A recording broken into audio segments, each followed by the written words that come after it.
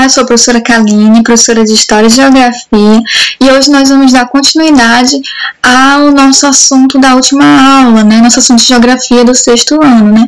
Estamos falando então sobre a hidrosfera. Hoje nós vamos iniciar falando um pouquinho sobre os mares, né? Mas qual é a diferença entre os mares e os oceanos? Elas existem? É uma diferença mais técnica, tá? Do que propriamente por outros fatores. Os mares são águas derivadas dos oceanos, tá? Só que está mais relacionado a essa diferença com extensão.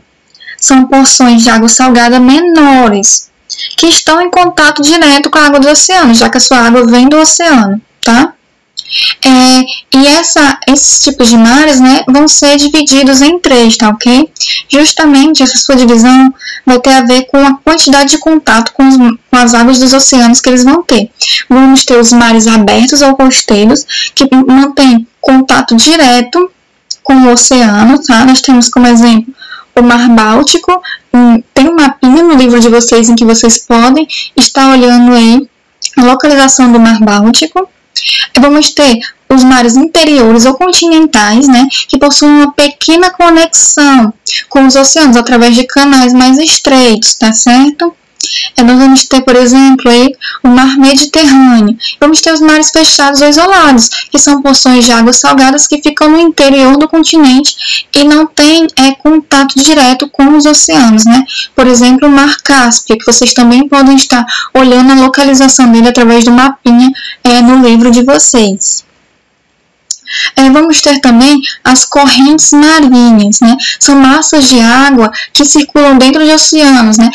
Agem como espécies de rios, porque elas vão ter suas temperaturas próprias, sua salinidade própria e sua densidade própria dentro de outras águas, né? As correntes marinhas, elas podem ter as correntes frias e as correntes quentes, né?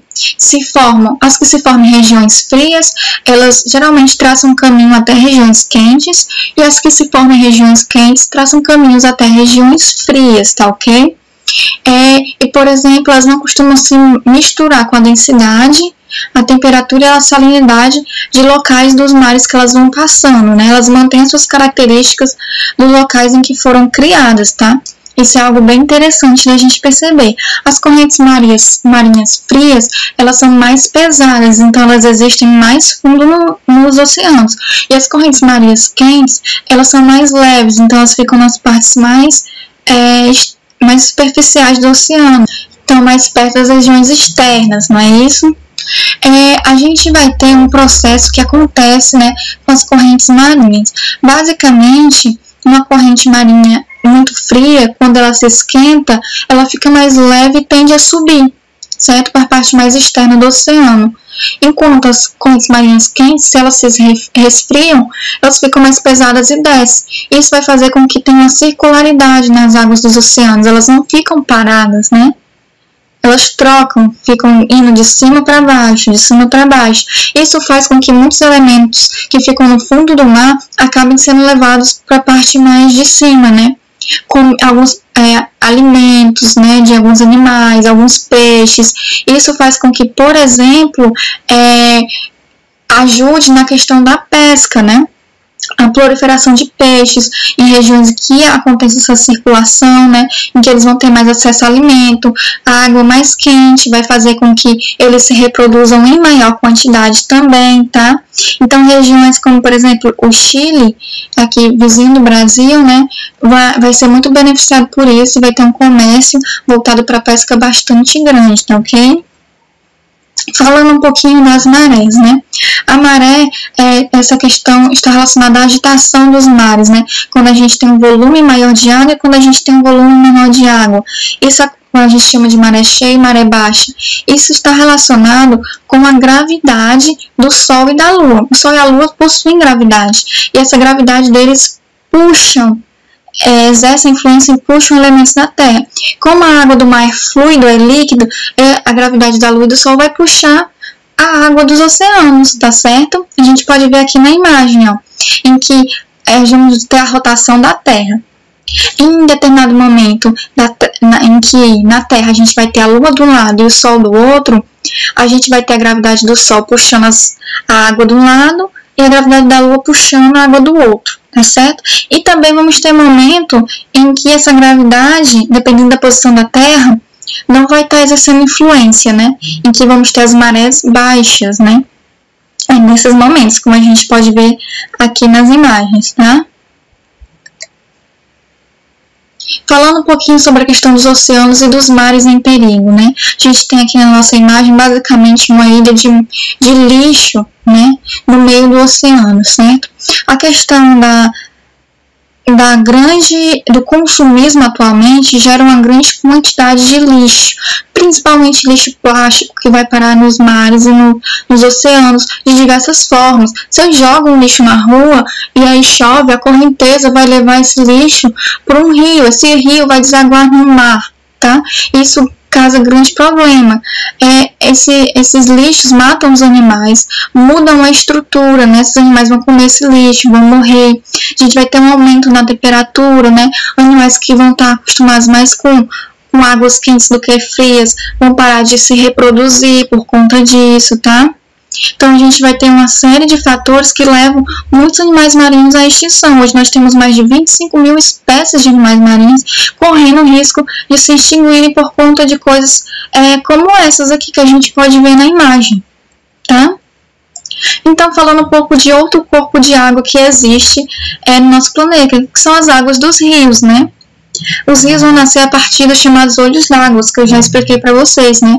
As nascentes dos rios são filetes de água subterrâneos, né? Que sobem à superfície. E nós vamos ter essas porções de água doce em vários tamanhos e que vão ter vários nomes, né? Os riachos, os regatos, os ribeirões e os rios. A única diferença entre cada nome desse é o tamanho da quantidade de água doce em que cada um vai ter, né? O riacho vai ter menos água doce, o regato um pouco mais, o ribeirão um pouco mais, até chegar no rio, que é a porção de água doce maior que nós temos, né? Aqui nós temos alguns exemplos, né? Riacho. Aqui nós temos um rio, um ribeirão, ok? Então, o processo de formação de águas dos rios é chamado regime. E nós temos 3 tipos de regime: o nival, o fluvial e o glacial. O regime nival é quando a água que vai correr para os rios vai ser derivada do derretimento de neve das montanhas geladas, né?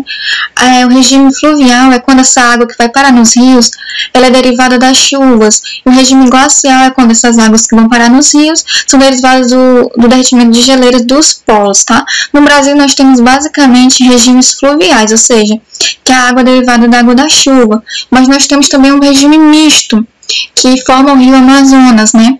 Em que parte da água do seu rio vem lá da Cordilheira dos Andes, do derretimento de neve dessa cordilheira, certo?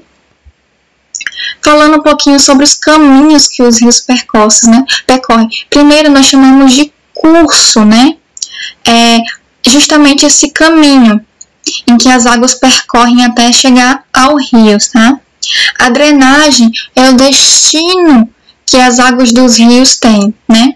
Eu posso ter uma drenagem endorreica, quando o curso do rio segue um caminho para o interior do continente, né? Em terra, ele fica em terra. Ele vai desaguar em outro rio ou num lago. E vamos ter a drenagem exorreica, que é quando a água desse rio, ele segue um curso até desaguar nos mares, nos oceanos, certo? Nós vamos também ter os afluentes. Os afluentes são os pequenos cursos de rios, pequenos canais de água que alimentam a quantidade de água existente no rio, certo? E aí nós podemos ter riachos, ribeirões, certo? Que vão alimentar rios. Os meandros, né? Os meandros são curvas realizadas pelos rios, como a gente pode ver aqui, né? Eles existem principalmente em rios de planície, né? Em regiões retas, como a gente pode observar na imagem. A foz de um rio é a parte final do rio, tá? O começo dela é a nascente e o final de um rio é a foz. A foz pode ter 2 formatos. Formato de delta, né? São espécies de pequenas ilhas que são formadas com vários vários objetos que são carregados pelo rio, né, correnteza do rio, restos vegetais, restos de rochas, que formam pequenas ilhas que impedem um pouco o fluxo da água. Então, essa água vai passar em pequenos canais até desaguar no mar ou em outros rios. Vamos ter também a foz do rio, o final do rio livre, né? Isso acontece principalmente quando a correnteza do rio é muito forte. E aí não tem essa formação das pequenas ilhas. Quando tem essa foz do rio livre, essas águas vão desaguar de maneira mais fácil nos seus destinos finais, rios e oceanos, tá ok? Nós temos aqui uma foz em delta, né, em que vão se formar pequenas ilhas, pequenos canais por onde a água passa, e ela vai desaguar em rios e oceanos, que é aqui. E a foz em estuário, em que o caminho é livre, por conta da correnteza, e essa água deságua diretamente ali em rios e mares, sem maiores problemas. Então, falando um pouquinho o que são redes hidrográficas, né? São um conjunto de rios e seus afluentes. Os afluentes são os canais, os riachos, os ribeirões, locais com água que ajudam a alimentar aquela água que vai estar ali no rio, tá? E o que são bacias hidrográficas? Toda a região onde ficam as redes hidrográficas, tá? Então, uma região um pouco maior do que a das redes hidrográficas. Vou falar um pouquinho sobre os rios de planalto. São regiões onde a gente tem mais relevos, mais montanhas, tá? Então, geralmente, a nascente do rio e os seus afluentes são separados do rio em si, no seu percurso. São regiões que são muito propensas à construção de hidrelétricas, tá? Para gerar energia, porque possuem quedas d'água, né, como cachoeiras. A gente pode ver aqui na imagem, regiões de planalto, onde a gente tem afluentes, cursos de rios, geralmente são regiões com cachoeiras, certo? E vamos ter os rios de planícies, são rios que se formam em regiões mais retas. Existem muitos meandros nessas regiões, ou seja, muitas curvas, tá? São locais muito bons para navegação de embarcações. Na região da Amazônia, por exemplo, temos grandes rios de planície, em que se utiliza como principal meio de transporte embarcações, né? Barcos de pequeno, médio e grande porte até.